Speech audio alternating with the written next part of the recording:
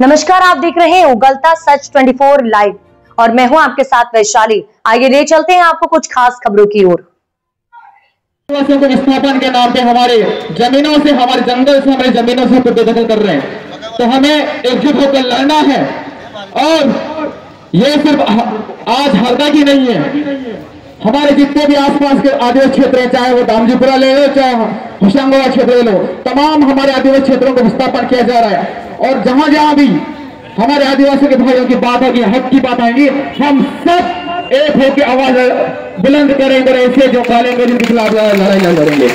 तो साथियों, अभी जब हम लोग पूर्व में, इससे पहले जब हम चुनाव के समय जब हम गांव गांव जा रहे थे, लोग कह रहे थे, सबको पता भी हम लोगों ने चुनाव लड़ रहे थे, लेकिन नतीजा कुछ परिणाम उसका कुछ और निकला। लेकिन वो बात मैं आपको याद दिलाऊंगा कि जब हम के समय में गए थे और गांव गांव कहते थे कि कभी ये काका और भतीजे के चक्कर में मत रहना।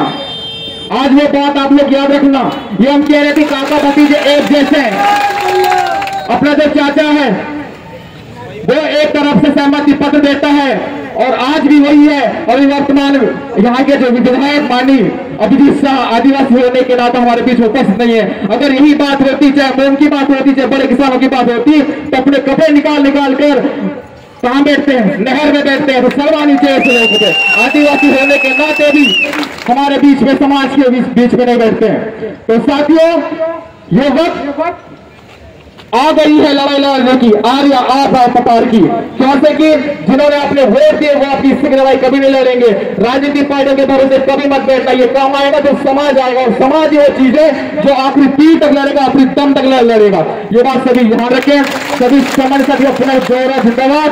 और एक बार पुनः जोरदार से आप लोगों को स्वागत अभिनंदन करता हूँ जिन्होंने अपनी भारी संख्या में यहाँ उपस्थित हुए।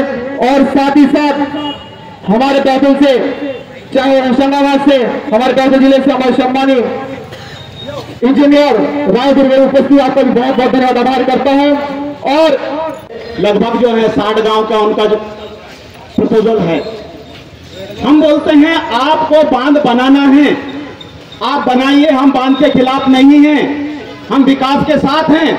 लेकिन हमें विस्थापित करने से पहले जहां हमारे गांव हैं ऐसे ही गांव वहां बसा के दीजिए। हमारी जमीन जितनी है उतनी जमीन हमें दीजिए। नल के बदले नल, मंदिर के बदले मंदिर, स्कूल के बदले स्कूल, और खाद्यान्न के बदले खलियान, और हमारे जो है पेंटानों के बदले पेंटानों बना करके, और वन जितने हैं उतना वन बना कर दीजिए। तब हमको विस्थापित कीजिए, हम खुशी से विस्थापित होने के लिए तैयार हैं।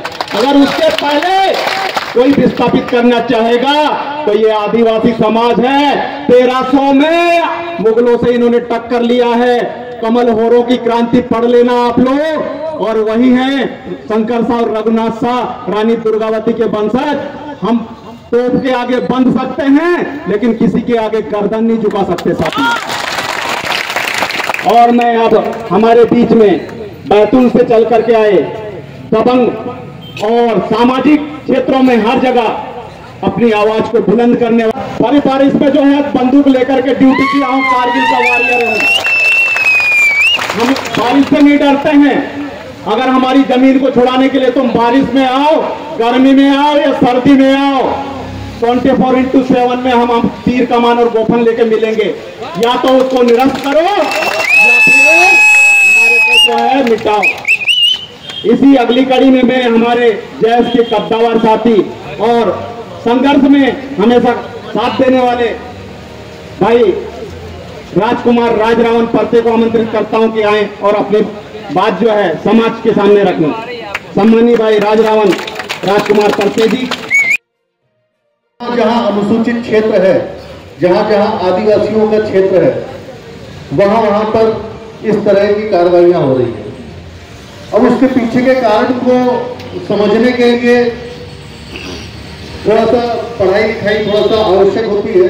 और आप लोगों को बता देना चाहता हूं कि जिस संगठन के माध्यम से आज ये कार्यक्रम यहाँ पर आयोजित किया गया है, जय संगठन के नाम से इस कार्यक्रम को आयोजित किया गया है, जो लगातार पिछले 15 सालों से आदिवासी के मुद्दों पर अपनी बात कर रहा है, आदिवासियों के मुद्दों पे लड़ाई लड़ रहा है।